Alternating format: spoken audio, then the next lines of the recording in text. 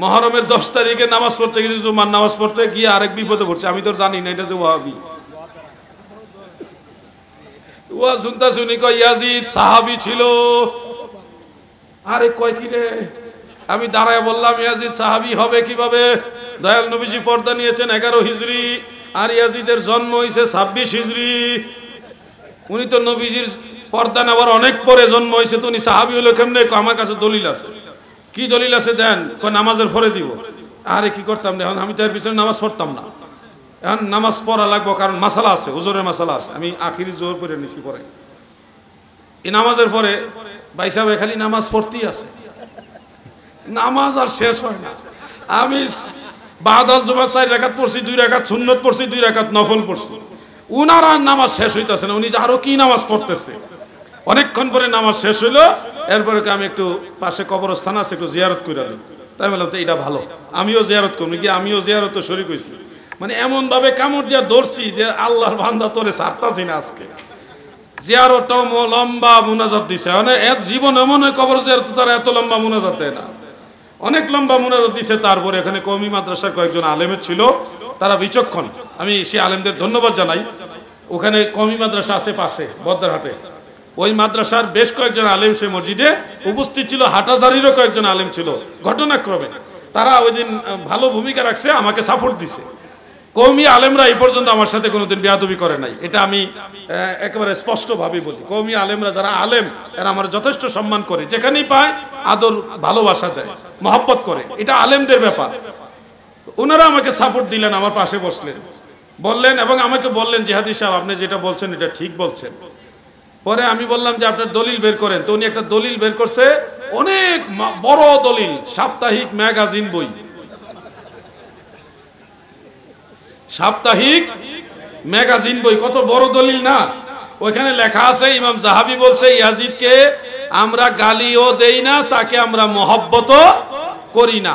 এটা ইমাম জাহাবি বলছে, ইবনে তাইমিয়ার ছাত্র ইমাম জাহাবি, উনি বলছে আমরা তাকে গালিও দেই না, তারে মহব্বতও করি না। তো আমি আবার বললাম উনি তো বলে নাই যে ইয়াজিদ সাহাবী বলছে, না সাহাবী তো এই কথা নাই। আপনি বলছেন সাহাবী, দলিল আছে, ওই দলিলটা দেন, যে কোন কিতাবে লেখা আছে ইয়াজিদ সাহাবী, দলিলটা দেন। শেষ পর্যন্ত সবাই আমাকে সমর্থন করলো, আলহামদুলিল্লাহ। পরে শুনছি উনার আসরের আগেই চাকরি।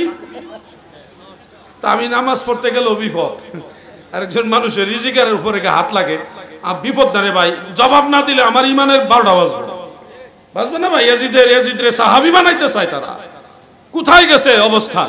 আমার জীবনটাই হলো সংগ্রামের, এই সংগ্রাম করতে করতে এই পর্যন্ত আসছে। আল্লাহ তাআলা যতদিন নেয় ইনশাআল্লাহ। নামাজের জামাতে আমরা কখন দাঁড়াবো? একামতে হাইয়া আলাস সালার সময় দাঁড়াবো নাকি শুরুতেই দাঁড়িয়ে যাব? আমাদের অনেক মসজিদে একামত যিনি দেন, তিনি একামত দেওয়ার আগেই সবাইকে বলে দাঁড়িয়ে কাতার সোজা করুন, মোবাইল ফোন বন্ধ করুন, বলে কিনা? এই কথাটা একামতের আগে বলা বিদআত, সুন্নতের খেলাফ, বিদআত, গুনার কাজ। এটা একামতের আগে বলা যাবে না দাঁড়িয়ে কাতার সোজা করুন, কারণ আল ইকামাহ শব্দের অর্থ হলো লোকদেরকে দাঁড় করানো। একামত দেওয়া হয় মানুষদেরকে দাঁড় করানোর জন্যে। তা আপনি একামতের আগে যদি লোকদের দাঁড় করিয়ে দেন, তাহলে একামতের আর কোনো মানে থাকে না, এটা নিরর্থক হয়ে যাচ্ছে। একামতে কোন সময় দাঁড়াইতে হবে এই ব্যাপারে 2টা মাসআলা মনে রাখবেন। হানাফি মাযহাবে 2টা মাসআলা। আল মুহিতুল বুরহানির মধ্যে ইমাম বুরহানুদ্দিন নুমানী রাহমাতুল্লাহ আলাইহি উল্লেখ করেছেন, মিরকাতুল মাফাতিহ শরহে মিশকাতুল মাসাবিহ, সেখানে ইমাম মুল্লা আলী কারি রাহমাতুল্লাহ আলাইহি উল্লেখ করেছেন, ফতোয়া আলমগিরি, ফতোয়া শামী সহ আরো অনেক কিতাবে মাসআলাটা রয়েছে। ইন কানাল ইমামু ফিল মসজিদ, ইমাম সাহেব যদি পূর্ব থেকে মসজিদের মুসাল্লা, ইমাম সাহেবের যে মেহরাব মুসাল্লা, সেখানে উপস্থিত থাকে, তখন ইজা ক্বালাল মুয়াজ্জিনু হাইয়া আলাস সালাহ, যখন মুয়াজ্জিন হাইয়া আলাস সালাহ বলবে, তখন ইমাম এবং মুক্তাদি সবাই দাঁড়াবে। এটাই মুস্তাহাব পর্যায়ের সুন্নাত। ফাইন লাম ইয়াকুন ফিল মসজিদ, যদি ইমাম সাহেব পূর্ব থেকে মসজিদে না থাকে, তখন মাসআলা হলো মসজিদের ডানে বামে অথবা পিছন দিক থেকে জামাতের যখন সময় হবে, তখন ইমাম সাহেব মসজিদে প্রবেশ করবে, মুয়াজ্জিন সাহেব ইমাম সাহেবকে দেখে একামত দেওয়া শুরু করবে, ইমামের আগমনকে কেন্দ্র করে মুসল্লিরা দাঁড়িয়ে যাবে। ওই সময় হাইয়া আলাস সালার জন্য অপেক্ষা করবে না, ইমাম সাহেব এসছে ওনার সম্মানে দাঁড়িয়ে যেতে হবে। এটা হলো দ্বিতীয় মাসআলা। কারণ দয়াল নবীজি বলেছেন ইযা উকিমাতিস সালাহ ফালা তাকুমু হাত্তা তারাউনি, যখন ইকামত হয়ে যায় তোমরা ততক্ষণ দাঁড়াবে না যতক্ষণ না আমাকে না দেখবে, আমাকে যখন দেখবে তখন তোমরা দাঁড়িয়ে যাবে। অর্থাৎ নবীজি যখন হুজরা মুবারক থেকে বের হতেন, হযরত বেলাল ইকামত দেওয়া শুরু করতেন, সাহাবায়ে কেরাম দাঁড়িয়ে যেতেন। কোন ক্রমে ইকামতের আগে দাঁড়ানোর কোনো বিধান নাই। ইকামতের আগে যদি বলেন দাঁড়িয়ে কাতার সোজা করুন, এটা ইকামতের আগে বললে বিদআত হবে, সুন্নতের খেলাফ হবে। কারণ ইকামত যখন শেষ হবে তখন ইমাম সাহেবের জন্য সুন্নত, মুসল্লিদের উদ্দেশ্যে বলবে ডানে বামে দেখে কাতার সোজা করুন, এটা ইমামের জন্য সুন্নত। যার কারণে দেখবেন আজও পর্যন্ত মক্কা মুকাররমায়, মদিনা মুনাওয়ারায়, হারামাইন শরীফাইনে যখন ইকামত শেষ হয় তখন ইমাম সাহেব আরবিতে সবাইকে বলে সফু সুফুফাকুম, বিভিন্ন আলফাজে বলে যে দাঁড়িয়ে কাতার সোজা করুন, এই কথাগুলি বলে। যারা হাজী সাহেবান আছেন তারা নিজের চোখে নিজে দেখে আসছেন, নিজের কানে শুনে আসছেন। এটা হলো সুন্নত। ইকামত শেষ হলে বলতে হবে দাঁড়িয়ে কাতার সোজা করুন। ইকামতের আগে বলা হলো বিদআত। যারা নিজেরা বিদআত করে তারা আবার মিলাদের তাবারুকরে বিদআত করে, বিদআতের গোডাউনের মধ্যে আছে তারা। তাইকে আমাদের মিলাদের তাবারুকরে বিদআত বানাইছে। কি আজীব দুনিয়ায় বসবাস করি। আল্লাহ তাআলা আমার ওই ভাইদের বুঝার তৌফিক দেন, বলেন আমিন। মুসান্নাফু আব্দুর রাজ্জাকের মধ্যে এই ব্যাপারে একটা হাদিস শরীফ রয়েছে। আন উম্মি হাবিবাতা রাদিয়াল্লাহু তাআলা আনহা ক্বালাত কানা রাসূলুল্লাহ সাল্লাল্লাহু আলাইহি ওয়াসাল্লাম ফি বাইতি ফাইজা ক্বালা আল মুয়াজ্জিনু হাইয়া আলাস সালাহ নাহাদা রাসূলুল্লাহ সাল্লাল্লাহু আলাইহি ওয়াসাল্লাম লিস-সালাহ। নবীজির স্ত্রী হযরতে উম্মে হাবিবা রাদিয়াল্লাহু তাআলা আনহার ঘরে থাকতেন। যখনই একামতে হাইয়া আলাস সালাহ মুয়াজ্জিন বলতেন তখনই নবীজি নামাজের জন্য দ্রুত গতিতে গিয়ে দাঁড়াতেন। এটা হলো নবীজির সুন্নত। এছাড়া অন্যান্য হাদিসে কাদ কামাতিস সালাহ, ওই সময় দাঁড়ানোর ব্যাপারে হযরত আনাস থেকে, হযরত ইমাম হুসাইন থেকে, হযরত ইবনে ওমর রাদিয়াল্লাহু তাআলা আনহুম তিনাদের থেকে রওয়ায়াত বর্ণিত রয়েছে, অনেকগুলি রওয়ায়াত। এই সবগুলি আবার আমি এই যে একামতের মাসালার ভিতরে এই বইয়ের মধ্যে নিয়ে আসছি। একটু স্টাডি করতে হবে, ওয়াজ শুনা সব মনে রাখতে পারবেন না। এটাও আছে, এটা না, এটা আছে ওয়াহাবিদের ঘোষিত অনেক জাল হাদিসে আল হাদিস, ওই বইয়ের মধ্যে দলিল সহ নিয়ে আসছে। এটা জাল হাদিস তারা বলে, কিন্তু কেউ কোনো ইমাম বলে নাই। আপনি আমি জাল হাদিস বলার কোনো অথরিটি নাই, পাওয়ার নাই, ক্ষমতা নাই আমাদের। কারণ আমরা নাকিদ নই, আমরা হাফেজুল হাদিসও নই। আমরা একটা হাদিসকে জাল বলার আগে অবশ্যই ওই হাদিসের হাফেজ হইতে হবে, এই হাদিসের সনদ মতন ডিটেলস আপনাকে জানতে হবে। হাফেজ হইতে হলে কি লাগবে? আপনার পর্যন্ত এই 1450 বছর পরে আপনার কাছে সনদের মাধ্যমে হাদিসটা আসতে হবে। এরপরে আপনি ফাইন্ড আউট করবেন যে এই রাবি হলো কাজ্জাব, তখন আপনি বলতে পারবেন হাজা হাদিসুন মওদু, এই হাদিসটা ভিত্তিহীন জাল। কিন্তু আপনার কাছে সনদও নাই, মতনও নাই, আন্দাজি বলতেছেন এটা জাল হাদিস, এটা গুরুত্ব নাই। মনে রাখবেন মুহাদ্দিসিনে কেরাম এই হাদিসকে কেউ জাল বলে নাই। হাফেজুল হাদিস ইমাম শামসুদ্দিন সাখাবী রাহমাতুল্লাহ আলাইহি মাকাসিদুল হাসানা সেই কিতাবে হাদিস শরীফটা উল্লেখ করে বলেছেন ওয়ালা ইউসিহু, এটা সহিহ নয়, এটা জাল নয়, জাল বলেননি, বলেছে এটা সহিহ নয়। এখন ইমাম মোল্লা আলী কারি, ইমাম সাখাবী, ইবনে হাজার আসকালানী, শেখ আব্দুল হক মুহাদ্দিস, দেহলভী, অন্যান্য মুহাদ্দিসরা বলেছেন, আল্লামা তাহের পাটনি সহ, যে কোন হাদিস শরীফ সম্পর্কে যখন বলা হয় ওয়ালা ইউসিহু এটা সহিহ নয়, তখন এই হাদিসটা মওজু হওয়া, জাল হাদিস হওয়া লাজেম না, এটা হাসান হতে পারে, দাঈফও হতে পারে। যখন কোন হাদিস শরীফ জাল হয়, মওজু হয়, মুহাদ্দিসিনে কেরাম সুস্পষ্ট করে লিখে দেয় হাযা কিযবুন লা আসলা লাহু, হাযা হাদিসুন মাওদু, এইভাবে লিখে দেন, হাযা বাতিল, এইভাবে লিখে দেন। কিন্তু কোন হাদিসের সনদ ওনাদের কাছে জালও প্রমাণ হয়নি, সহিহ প্রমাণ হয়নি, এই ধরনের সনদ সম্পর্কে মুহাদ্দিসরা বলতেন লা ইউসিহু, এটা সহিহ নয়। এগুলি আমার কথা না, মুহাদ্দিসিনে কেরাম ইমাম সাখাবী নিজেই এই কথা বলে গেছে। এখন সেই মৌলবী তো জানে না, তার উস্তাদে কইছে, অমুক হুজুরে কইছে এটা জাল হাদিস, ওইটার উপরই চলতেছে কিতাবুল আন্দাজ, কিতাবুল আন্দাজ। আপনাদের চট্টগ্রামের একজন আলেম আমার সাথে মোবাইলে কথা বলছিলেন। সব সময় তো কথা বলতে পারি না, ওই দিন ওনার সাথে কথা হয়েছিল লং টাইম। উনি এই বিষয়টা উত্থাপন করে বললেন যে আপনারা জাল হাদিস দিয়ে দলিল দেন কেন। আমি ওনাকে বলছিলাম, ভাইজান এটা যদি জাল হাদিস হয় আমরা আর দলিল দিব না, আপনি প্রমাণ করেন এটা জাল হাদিস, কোন কিতাবে লেখা আছে এটা জাল হাদিস। তখন বললো ইমাম সাখাবি বলছে এটা সহি না। তাই বললে হয়তো জাল বলে নাই, বলছে সহি না। এবার সহি না এটার অর্থ যে জাল না, এটা আমি এই ব্যাপারে অনেকগুলি কিতাবের হাওলা ওনাকে পাঠাইলাম। পাঠানোর পরে উনি বলতেছেন আমার কাছে অনেক কিতাবের হাওলা আছে যেখানে উল্লেখ আছে এটা জাল। আমি বললাম ঠিক আছে, থাকলে তো আমি মানবো, কারণ আমি তো আমার নিজের মতের উপরে পরিচালিত হতে চাই না। কিতাবে যা আছে সেটা আমি মানতে বাধ্য, আমাকে একটা রেফারেন্স দেন। দেয় না আছে আমার কাছে, দেয় না। থাকলে দেন, আমি তো দিলাম দলিল আপনাকে, আপনিও দেন। অনেকক্ষণ পরে আমাকে একটা গুগলের স্ক্রিনশট পাঠাইছে গুগল থেকে। ওইটার মধ্যে আলবানি গ্রুপের নতুন এক শায়েখ, তাও হেবেটা মরছে না, এখনো বেঁচে আছে, উনি লেখছে এটা জাল হাদিস। তো এখন ধরেন অমুক হুজুরে কইছে এটা জাল হাদিস, এই বেটার কথা কি দলিল? একজন হাফেজুল হাদিস লাগবে না, একজন নাকিদ পর্যায়ের মুহাদ্দিস লাগবে।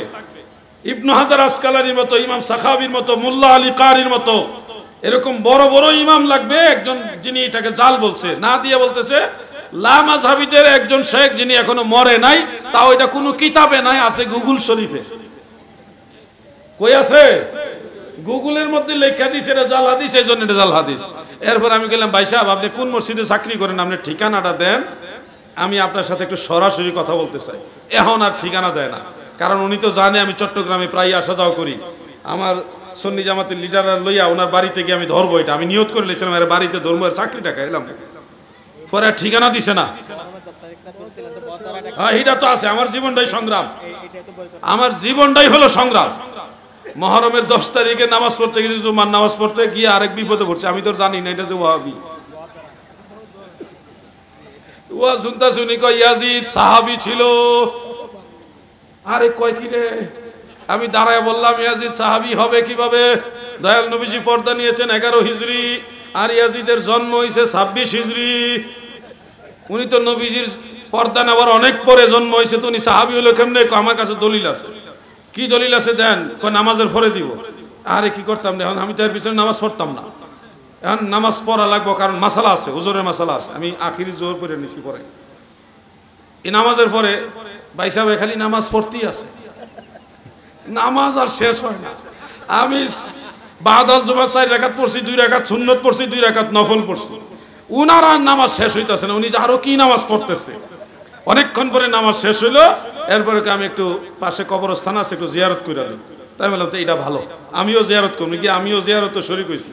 মানে এমন ভাবে কামড় দিয়া ধরছি যে আল্লাহর বান্দা তোরে ছাড়তাছি না আজকে। জিয়ারতটাও লম্বা মুনাজাত দিছে, মানে এত জীবন এমন কবর জিয়ারত তারা এত লম্বা মুনাজাত দেয় না, অনেক লম্বা মুনাজাত দিছে। তারপরে এখানে কওমি মাদ্রাসার কয়েকজন আলেমের ছিল, তারা বিচক্ষণ, আমি সেই আলেমদের ধন্যবাদ জানাই। ওখানে কওমি মাদ্রাসা আছে পাশে বদ্দারহাটে, ওই মাদ্রাসার বেশ কয়েকজন আলেম সে মসজিদে উপস্থিত ছিল, হাটাজারিরও কয়েকজন আলেম ছিল। ঘটনাক্রমে তারা ওই দিন ভালো ভূমিকা রাখছে, আমাকে সাপোর্ট দিছে। কওমি আলেমরা এই পর্যন্ত আমার সাথে কোনোদিন বেয়াদবি করে নাই, এটা আমি একেবারে স্পষ্টভাবে বলি। কওমি আলেমরা যারা আলেম, এরা আমার যথেষ্ট সম্মান করে, যেখানেই পায় আদর ভালোবাসা দেয়, মহব্বত করে, এটা আলেমদের ব্যাপার। ওনারা আমাকে সাপোর্ট দিলেন, আমার পাশে বসলেন, বললেন এবং আমাকে বললেন জিহাদি সাহেব আপনি যেটা বলছেন এটা ঠিক বলছেন। পরে আমি বললাম যে আপনার দলিল বের করেন। তো উনি একটা দলিল বের করছে, অনেক বড় দলিল, সাপ্তাহিক ম্যাগাজিন বই, সাপ্তাহিক ম্যাগাজিন বই, কত বড় দলিল না। ওইখানে লেখা আছে ইমাম জাহাবি বলছে ইয়াজিদকে আমরা গালিও দেই না, তাকে আমরা মহব্বতও করি না। এটা ইমাম জাহাবি বলছে, ইবনে তাইমিয়ার ছাত্র ইমাম জাহাবি, উনি বলছে আমরা তাকে গালিও দেই না, তারে মহব্বতও করি না। তো আমি আবার বললাম উনি তো বলে নাই যে ইয়াজিদ সাহাবী বলছে, না সাহাবী তো এই কথা নাই। আপনি বলছেন সাহাবী দলিল আছে, ওই দলিলটা দেন, যে কোন কিতাবে লেখা আছে ইয়াজিদ সাহাবী, দলিলটা দেন। শেষ পর্যন্ত সবাই আমাকে সমর্থন করলো, আলহামদুলিল্লাহ। পরে শুনছি ওনার আসরের আগেই চাকরি। তা আমি নামাজ পড়তে গেলে বিপদ, আরেকজন মানুষের রিজিকের উপরে হাত লাগে, বিপদ না রে ভাই, জবাব না দিলে আমার ইমানের 12টা বাজবে না ভাই। ইয়াজিদের সাহাবী বানাইতে চায় তারা, কোথায় গেছে অবস্থা? আমার জীবনটাই হলো সংগ্রামের, এই সংগ্রাম করতে করতে এই পর্যন্ত আসছে। আল্লাহ তাআলা যতদিন নেয় ইনশাআল্লাহ। তো আজকে আর না, যুব সমাজ মোবাইলে গেমস সম্পর্কে বলেন। আল্লাহ তাআলা যুবকদেরকে বা আমাদেরকে বলেন, ওয়া আনতুম সামিদুন, তোমরা সবাই খেল তামাশা নিয়ে ব্যস্ত আছো। আমি আল্লাহ এত সুন্দর তোমাদের নসিহত করতেছি, আখেরাতের কথা বলি, তোমাদেরকে এত কিছু বলি, আর তোমরা হইছো খেল তামাশায় ব্যস্ত।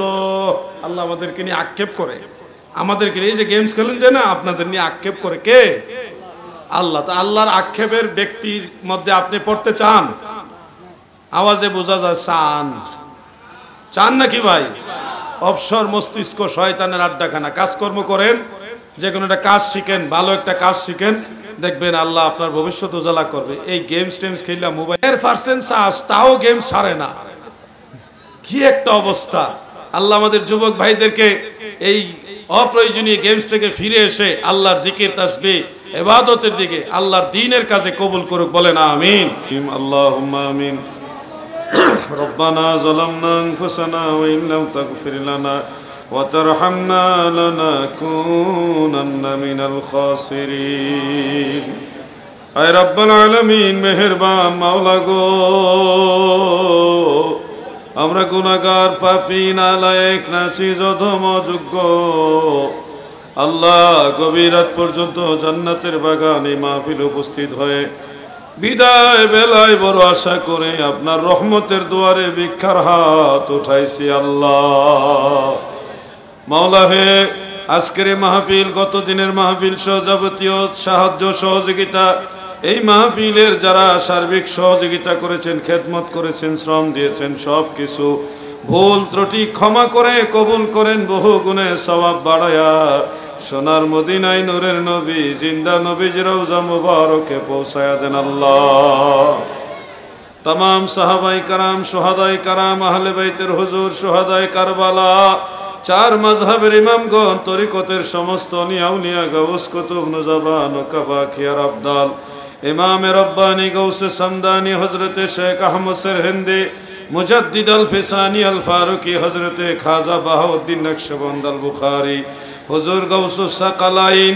शेख सैयद मुहिउद्दीन अब्दुल कादिर जिलानी, खाजा गरीब नवाज मुइनुद्दीन चिश्ती अजमेरी संजारी, तिनादेर निस्बते যত ওলি کرام মাজার পানে শায়িত আছেন, খাস করে ইমাম আহলে সুন্নাহ আলা হযরত আজিমুল বারাকাত ইমাম আহমদ রেজা খান ফাজিল বেরলভী রহমাতুল্লাহ আলাইহি পবিত্র রূহে ও হাদিয়া পৌঁছায়া দেন। আল্লাহ এই চট্টগ্রামে অসংখ্য ওলি کرام শায়িত আছেন, তিনাদের প্রত্যেকের আরওয়াহ পাকে হাদিয়া পৌঁছায়া দেন। আল্লাহ আল্লাহ আমরা যারা হাত উঠাইছি, আমাদের অনেকের মা নাই গো আল্লাহ, অনেকের বাবা নাই।